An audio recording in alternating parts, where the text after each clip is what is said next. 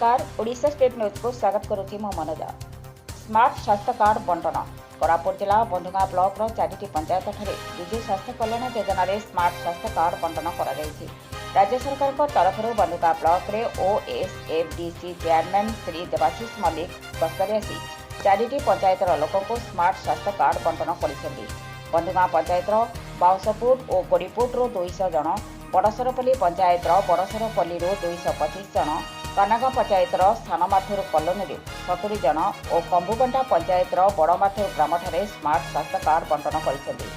राज्य सरकार तरफ आसिथिबा चेयरमैन गस्त समय पंचायत समिति अध्यक्षा प्रमीला जाकाका बीडीओ आकाश पट्टनायक नोडाल ऑफिसर अरुण कुमार दास और बंधुगाँ ब्लॉक बीजेपी सभापति बालानाग एमएलए प्रतिनिधि अभिमन्यु भांडी सरपंच नागा काट्राका